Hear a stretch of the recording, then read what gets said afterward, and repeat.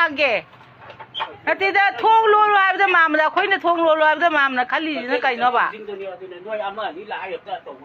akhoi amani khatara ba adu de athon da lai ma ni pura ka mam dukan de kai da hai ba no ba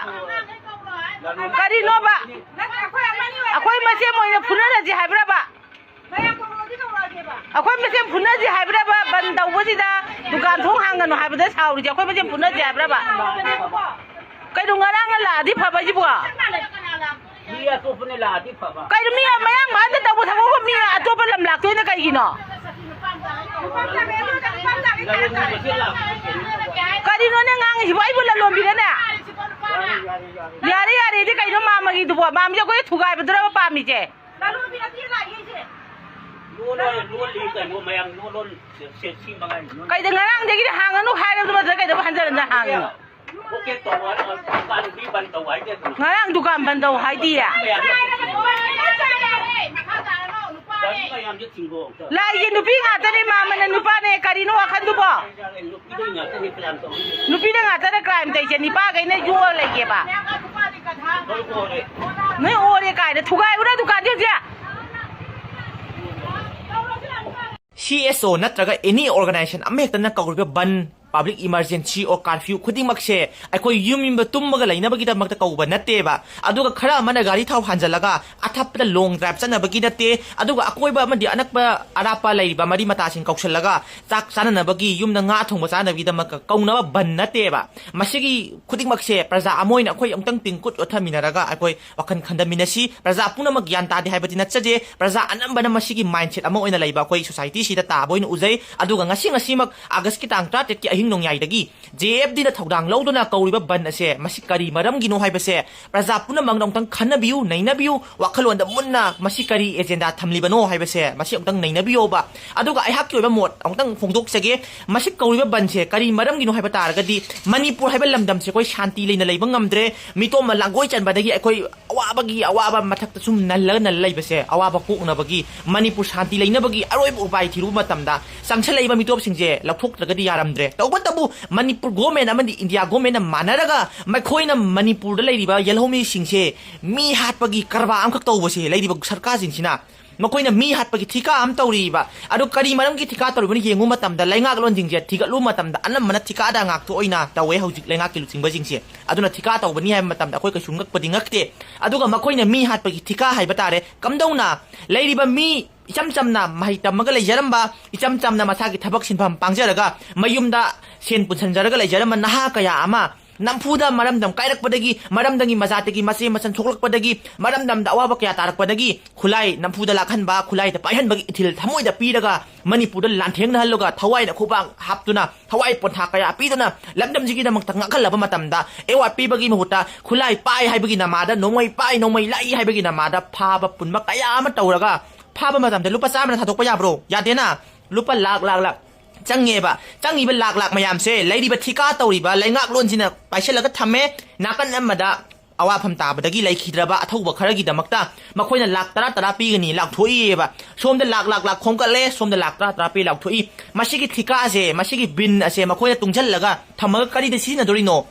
येलोमी एखोमेम से लैरगा लमदम योनगे हाइबनेबा सुकुमा मचोंग पाक नाइदबा थबक तोबा मतमदा सिजिनरिबा refugee ओरिबा मितो उकी हाइबा तारे मसिना तब अतोबा proof लेरंबा याय सरकारना सिजिनबा रिफ्यूजी न तब अतोबा प्रूफ कुकी न तब लेरंबसु याय सुकुम मितो मयाम से मणिपुर लैरिगैदि एखोइ लालो छनमंगम लैदोरे शांति ने लैबा ngमोइदो हाइबसे प्रजा पुनमंगना खंगबा मतुंग अमदि जेबदिना खंगलबा मतुंगदा मणिपुर से कांजनबगी दमक्ता मिटोप खंतोको हाइबसे खोला ओइरिंगागी मथक्सिदा मिटोप सिंग असिबु मणिपुरदा ममिंग चंथनबा याबा मोंगदा मणिपुरदा वोटर लिस्ट हातनबा याबा मोंगका लाकनबगी दमक्ता मणिपुरदा मिटोप हाना खंतोक्त्रिङाइदा सेंसस तौगनी हारि पोसे मसि युमफम तसेंग याउदबना मरम ओइरगा मसि तौसंगिबा तारगदी येलोमी अखोइगी तुंगी लंबी अमुक खना लैबगी उपाय लेररोय मणिपुर से मुल्लगा लैरगी मथक्सिदा अनौबा मयोन चोंगनबा होनरिङागी मथक्सिदा अमुक खना चोंगबगी उपाय लंबी लेररोय हाइबगी दमक्ता JFD अमदि लैबाक मियामगा पुन्ना खुसमनरगा मणिपुरदगी लैरिबा मिटोप सिंगासे हाना खंतो मतुंगदा कमतौ करमना NRC तौदुना और एनी अपाम लेंगांग होय तौरो मिटो खंदो अदुगा कोना सेंसस तौबियु हाइबा पोसे प्रजा पुनमकी अपाम बनेबा मसिगी मरम सिननेबा मणिपुरदा टोटल शटडाउन लाउथोइबसे मदुदे अखोई युम दा तुम्मगा लेनब नत्रेको मणिपुर प्रजा पुनमकना अखोई टोटल शटडाउन असिदा प्रजा पुनमकी पेनब फोंदोक्तुना मणिपुर कन्नबगिदमक्ता मना पंगलबा ममित तांगलबा मीबु हालगा मी ठिका तो लेबा ठिकादार मयाम असे मीबु हाल ठिकादार लेबा लुचिंग मयाम असे मखोइगी मथक्ता मखोइबु ज्ञान ताबिरो लमदम स्कानबियु हाइबगिदमक्ता हाइजब नोनजब खोलाव लावबा डेमोक्रेसी चटपा लेबाक अमा ओइना डेमोक्रेटिक ओइबा खोंजंग चंगहेनबा मतम ओइरे हाइबगिदमक्ता मतम चारि हाइबगिदमक्ता जीएफडीना खोंजंग इहौसे लाथोरकपनेबा मरम मदुना लमदम लेबिरिबि इरेचा पुनमक अमदि लोइना इरेचा पुनमकी ngak सेनुना लेबिरिबा लाइकाई लेबा क्लब पुनमकसे याउसंग स्पोर्ट मतम खक्तदा तौनबा याउसंग स्पोर्ट मतमगी हाउसी सिन्नबा स्पोर्ट किदमक सिन्नबा ओम लाइकाई अमदा फंड्रा तौबगी हाउसी सिन्नबा सुगुम्बा खकी लेबा क्लब नतेबा लेबा किदमक चोंथोबा क्लब कया अमा लेरि मदुबु लान असिदा इमा लेबा किदमक नो मबोक थोक्तबा स्पोर्ट मतम खतंग थोक्पा क्लब ख लेरिबा सुगुम्बा मयाम असे लोइ तुंगोइनरमलगा हौजिक लेरिबा खुनाय असे मुटकदौरबदिना क्लब खुदिमंगना दायित्व लौबिदुना publicity लाइकाई पुनमक चटपिनबगिदमक्तसु इकोमोना खुरुमदुना हाइजरी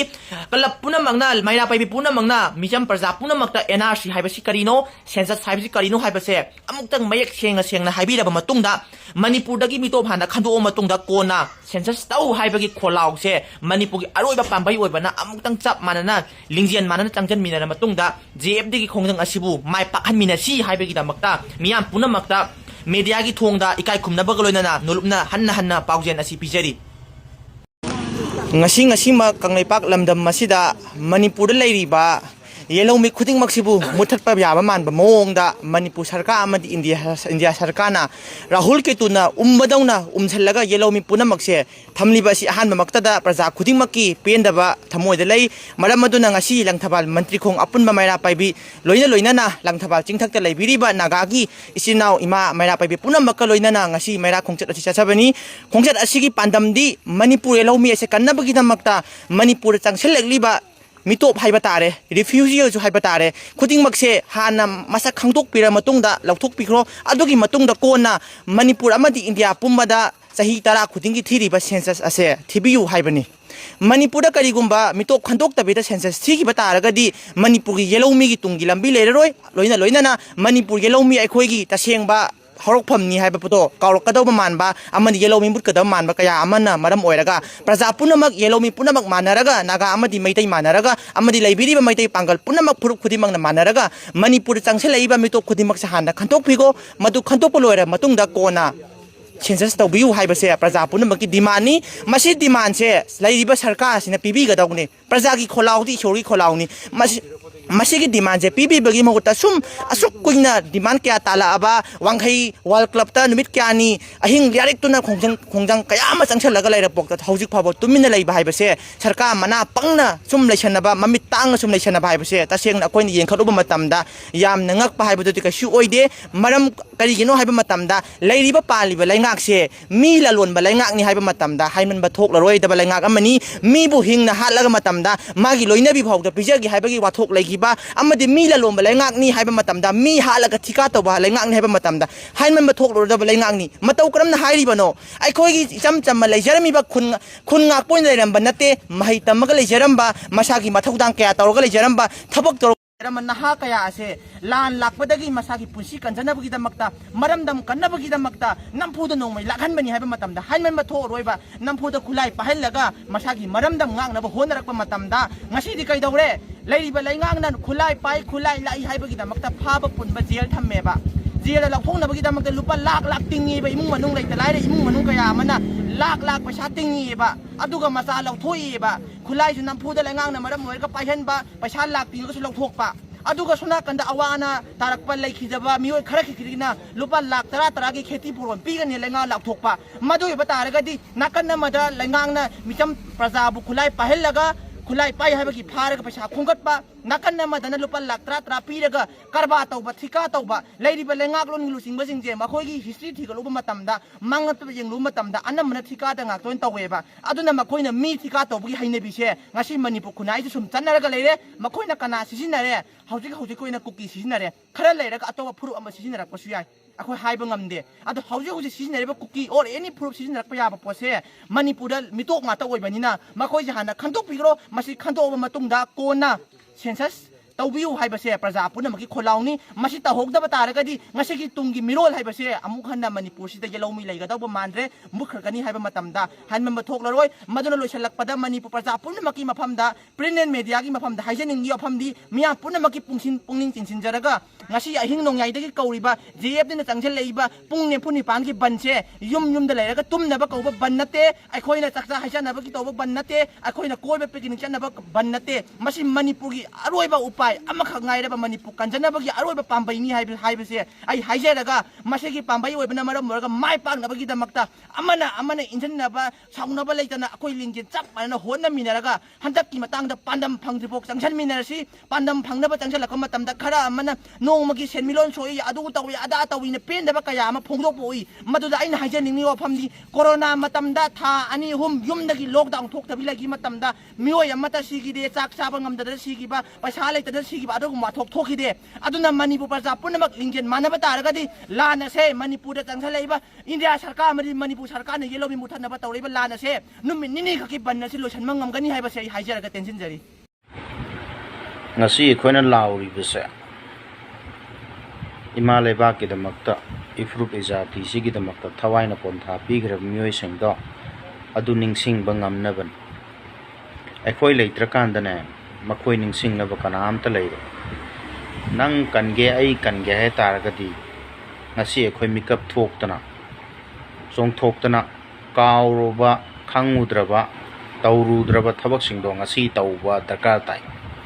theng na hagotpa budi nganta hagolaga thabak tawna fai ngasi khoina wari basa tungi miron gi damaktan tung da horkadaba pot tholakadaba thodo wa thok myam do ngasi khoina uba phangbagi ni praja myam Eikhoi gi luching basing si khoina khallaga Eikhoi gi mihut ni haina thagi ban adu makhoina Eikhoi da onsillaga amuk attack tor kadoin bot maya yorpaga makhoina khoida khullonaraga amuk lakadoin makhoina lambi thongnung khara thabadуда khoise pangtharaga lei akhoina pami se ILP se matik chaba magul leiba powerful oiba ILP ama NRC tawje haiba adui matungda census tawje haiba border fencing khaje haiba illegal migrant khandokse haiba poppy plantation tawbe aroi haiba drug smuggling tawbe aroi haiba sumba sing se akhoi ngasi tahosi khandosi haibani imai ben sing isinrau sing aina hajari bese hauji khoi chak sana bagi matam nate lam koi bagi matam nate tauri bese awa ba khoi thengmina jaibani lam da lai biri be mai ben sing isinau sing club narun ma'am na thopiro aduga hairi ba general strike nominini gisa akhoi mapung phana support tausi banjil orba matung bhogda akhoi government da taksin ba khoi le poisi CSO singsu matam gi ngaki oina thabak se tawbi gano ba loi dribo ba adom changsin biyo ba mapung phadri bauda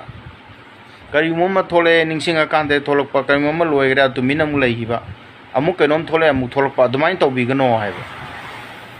weather change tawbi ta tawbi gano ba CSO singsu discussion award da yawbi ri ba oja guru sing scholar sing akhang ai sing jo yum da leibi gano ba general strike tawribi yawribi kholiba lam du ta leibiri ba scholar sing jo thokpi raga yawbi yoba basan advice pi bagi mohta tv da discussion da adom jo thokpi roba yawbi yoba motivation ohen bioba inspiration ohen bioba afapata do action bioba adom na yum da leibire tv discussion awara tholane akhanga ya mu sarane munganga ni ko adugo sumaina general strike torpa lepa ke luching ba thodo wa thoma torpa kandana adom yaw roi lai thole ni masa uge ju bangaro akana gi makhadana khoina satois kana makhadano lebak sigi corruption loire gunda fundana loire pot chai mamantang ba loire education sector health care sector noina loire thangna bising phangde thabak hapte education yadre असे देखो economy एकदम down terminal का दरोनी मी जी yum पान का दो किनरे तनरे अदुना library बिसिनाउ सिंग माइ Ben सिंग लुसिंग busing CSO सिंग थोपी रगा ngasi तौरिबा जेन strike से अखोय मपुंग फाना submit support तौमिना से हाबजै म्याम ने फमदन नोंग नाइजरी थैंक यू